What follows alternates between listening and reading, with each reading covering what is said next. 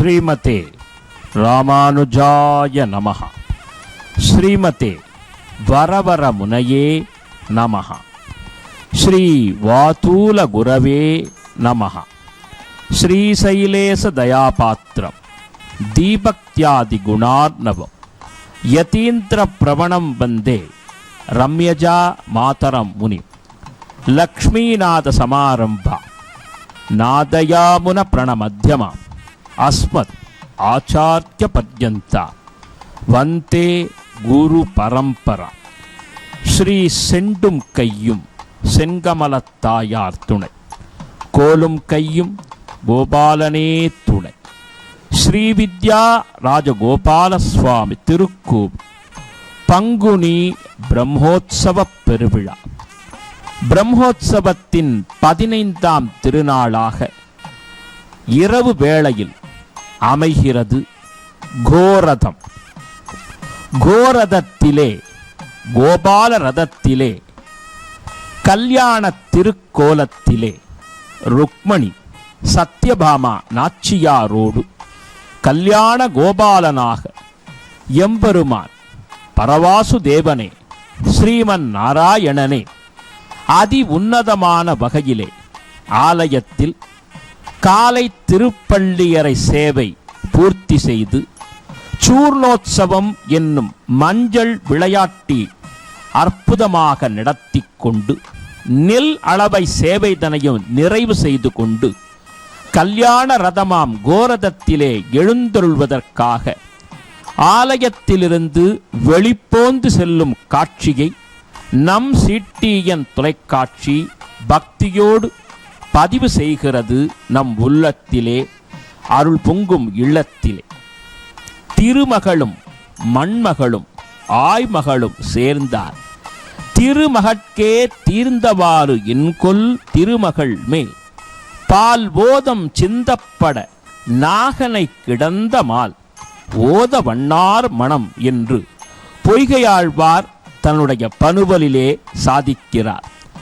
திருமகளும் பூமகளும் நப்பின்னையும் நீளாதேவியும் அற்புதமாக இந்த விசேஷம் செறிந்த உற்சவாதிகளிலே எம்பெருமானோடு எழுந்தருள்வதாக நாம் வணங்கி துதிக்கும் வகையிலே எம்பெருமான் 15ஆம் திருநாளிலே திருமணம் பூர்த்தி செய்து கொண்டு அற்புதமாக கல்யாண ரதத்திலே எழுந்தருளுகிறார்.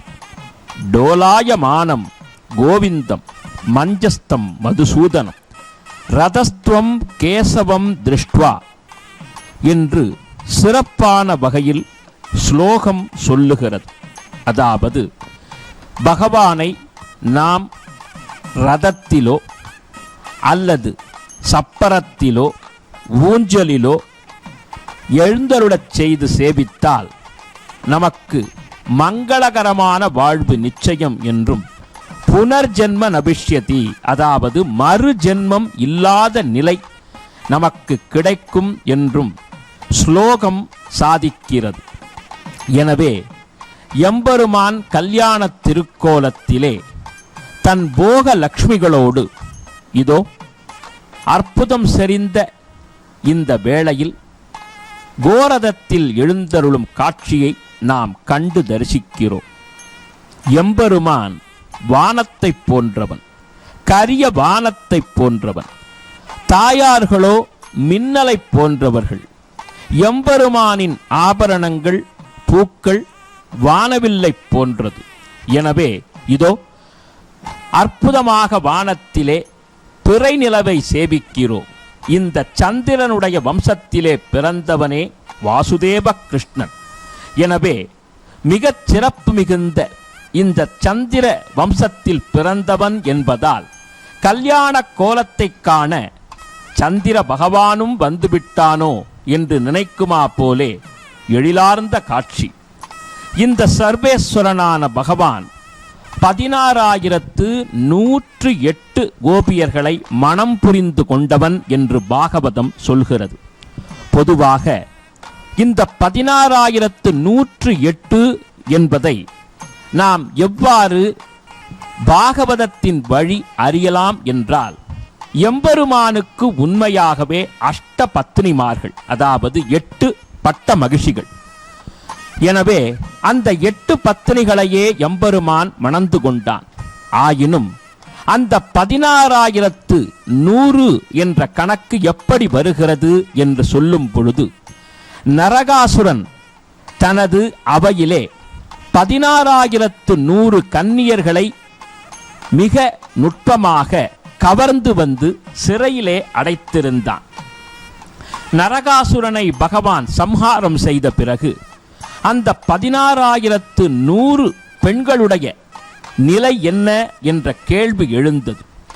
அவர்களது பெற்றோர்களும் சுற்றமும் நட்பும் கூட அவர்களை ஏற்க மறுத்த பொழுது, ஸ்ரீமன் நாராயண சரணௌ சரணம் பிரபத்யே ஸ்ரீமதே நாராயணாய நமஹா என்று பகவானுடைய திருவடி தாமரைகளை பற்றி கண்ணனே கதி என்ற பொழுது, கிருஷ்ணன் அந்த 16,100 கன்னியர்களையும் மானசீகமாக ஏற்றுக்கொண்டு துவாரகா நகரத்திலே அவர்களுக்கென்று தனித்தனியாக அற்புதம் செறிந்த மாளிகைகளை அமைத்து தந்து கௌரவத்தை தந்தான். இது எதனை குறிக்கிறது? பகவான் பிறரால் கைவிடப்பட்டவர்களை ஏற்றருளினான். எனவே நமக்கான ஒரு விஷயம் அங்கே இருப்பதை உணர்ந்து கொள்ள வேண்டும். நமக்கு தாய், தந்தை, மனைவி, பிள்ளை, சுற்றம், நட்பு என்று அனைவரும் இருந்தாலும் நமது பிறவி பயனை, அடுத்ததாக இருக்கக்கூடியதான ஜென்மத்தை நீக்கி இகபர சுகம் யாவும் தந்து சாஸ்வதமான அனுக்கிரகத்தை செய்து தன் திருவடியிலே வைத்துக் கொள்ளக்கூடிய ஒருவன் ஸ்ரீமன் நாராயணனே. எனவே அந்த 16,100 கன்னியர்களும் பகவானை கணவனாக ஏற்றனர். எனவே அவர்களை அந்த எண்ணத்திற்கு மதிப்பளித்து துவாரகா நகரத்திலே எழுந்தருளச் செய்து மேன்மையை தந்தார். அவர்கள் எல்லோராலும் புகழப்படக்கூடிய நிலைக்கு உயர்த்தினார். உண்மையில் அந்த 16,100 கன்னியர்களும் திரேதா யுகத்திலே ராமனை, ஸ்ரீ ராமச்சந்திர மூர்த்தியை வணங்க வேண்டும், அவனுக்கு கைங்கரியங்கள் செய்ய வேண்டும் என்ற எண்ணத்தோடு மிக விசேஷமாக தவம் இயற்றிய மாமுனிவர்களே அவர்கள். எனவே அந்த மாமுனிவர்களையே அந்த கன்னியர்களாக, கோபியர்களாக பிறக்க வைத்து ஒரு திருவிளையாடலை நிகழ்த்தி எம்பெருமான் தன் திருவடிக்கு ஆட்படுத்தினான் என்பதே உண்மை. அப்படியானால் 8 பட்ட மகிழ்ச்சிகளை சொல்ல வேண்டுமென்னால் அவர்களே ருக்மணி, சத்யபாமா, ஜாம்பவதி, காளிந்தி, மித்ரவிந்தா, பத்ரா, லக்ஷ்மணா, சத்யா என்று சொல்லக்கூடிய 8 பத்தினிகள். இவர்கள் அஷ்டலக்ஷ்மிகளின் வடிவம். தனலக்ஷ்மி, தானியலக்ஷ்மி, சந்தானலக்ஷ்மி, சௌபாகியலக்ஷ்மி, வீர்யலக்ஷ்மி, தைரியலக்ஷ்மி, விஜயலக்ஷ்மி, வித்யாலக்ஷ்மி என்ற அஷ்டலக்ஷ்மிகளே அந்த அஷ்ட பத்தினிகள் என்று பாகவதம் சொல்கிறது. எனவே அவர்களை திருமணம் புரிந்து கொண்ட பகவான் சகல மங்களங்களையும் அஷ்ட ஐஸ்வர்யங்களையும் தன் பக்தர்களுக்கு தர வேண்டும் என்பதற்காகவே திருமண வைபோகத்தை நடத்தி கொண்டான். அந்த வகையில் விதர்ப்ப மன்னனின் மகளான ருக்மணியை, பீஷ்மகனுடைய குமாரத்தியான ருக்மணியை அவள் எண்ணத்திற்கேற்ப விதர்ப்ப தேசத்திற்கே வந்து கோரதத்திலே அழைத்து வந்து திருமணம் புரிந்து கொண்டான். இரண்டாவதாக சத்ராஜித்தின் மகள் சத்யபாமை, அவளையும் சியமந்தகமணி என்ற திருவிளையாடலின் மூலமாக கைப்பற்றி திருமணம் புரிந்து கொண்டான். அடுத்ததாக ஜாம்பவதி, அந்த சியமந்தக மணியோடு ஜாம்பவானின் குமாரியாக மிக விசேஷமாக பகவானுக்கு திருமணம் செய்து தரப்பட்டவள் ஜாம்பவதி. அதற்கு பிறகே சத்தியபாமை. நான்காவதாக சூரியனுடைய குமாரையான காளிந்தி. அடுத்ததாக ஜெயசேனர் என்ற மன்னருடைய குழந்தை மித்திரவிந்தா. திருஷ்டகேது மன்னரின் குழந்தை பத்ரா. பிருகத்சேனன் என்ற மன்னருடைய பெண் குழந்தை லக்ஷ்மணா. நிறைவாக நக்னஜித் என்று சொல்லக்கூடிய அரசனின் குழந்தைதான் நக்னாஜித் என்று சொல்லப்படும் சத்யா என்ற பெண். இந்த பெண் சுயம்பர அடிப்படையிலே 7 காளைகளை யார் வெல்கிறார்களோ, அதாவது 7 காளைகளை யார் அடக்கி வெல்கிறார்களோ அவர்களுக்கே தன்னுடைய மகளை திருமணம் செய்வேன் என்று அந்த அரசன் சொல்லிவிட 7 காளைகளையும் 7 வடிவமெடுத்து கண்ணனம்பெருமான் வென்று சத்யாவை கைப்பிடித்தான். எனவே இந்த அஷ்ட பத்னிமார்களே அஷ்டலட்சுமிகள். அந்த அடிப்படையில் ருக்மணி நாச்சியார் திருமேனியிலே 4 மகாலட்சுமிகளும் பாமாவுடைய திருமேனியிலே 4 மகாலட்சுமிகளுமாக ஆக அஷ்டலட்சுமிகளோடு நமது இஷ்டத்தை நடத்தி தரக்கூடிய பரவாசு தேவனே, ஸ்ரீமன் நாராயணனே, கோவிந்தனே, கோபாலனே இவ்வாறு கல்யாண ரதத்திலே வந்து நமக்கு அற்புதமான பாக்கியங்களை அருளுகிறான். புலிக்குடி கிடந்து வரகுணமங்கை இருந்து வைகுந்தத்துள் நின்று தெளிந்த என் சிந்தையகம் கழியாதே என்னை ஆழ்வாய் எனக்கருளி நலிர்ந்த சீர் உலகம் 3உடன் வியப்ப நாங்கள் கூத்தாடி நின்று ஆர்ப்ப பளிங்கு நீர் முகிலின் பவளம்போல் கனிவாய் சிவப்ப நீ காண வாராகே என்று நம்மாழ்வார் அழைத்ததற்கிணங்க அந்த எம்பெருமான் இந்த சிறப்பு மிகுந்த ஜன்பகாரண்ய கஷேத்திர மக்களின் மனக்குறைகளை நீக்கி மகிழ்ச்சியை தந்தருள அற்புதம் செறிந்த சூர்ணோத்சவத்தை நடத்தி ஹரித்ரா நதியிலே எழுந்தருள இருக்கும் கண்ணனம்பெருமான் இதோ விசேஷமாக கல்யாண ரதத்திலே பவனி வரக்கூடிய காட்சியை காணும் பொழுது மாயா வாமனனே மதுசூதா நீ அருளாய், தீயாய் நீராய் நிலனாய் விசும்பாய் காலாய் தாயாய் தந்தையாய் மக்களாய் மற்றுமாய் முற்றுமாய்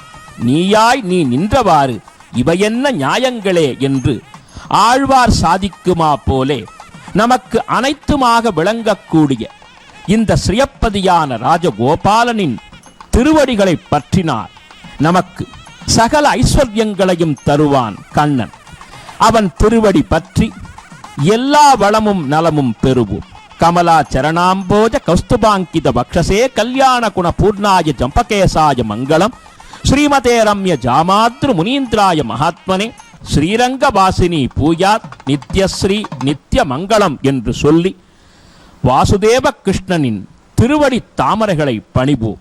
அதனால் அனைத்து சகல சௌபாகியங்களையும் பெற்று வாழ்வில் உயர்வோமாக.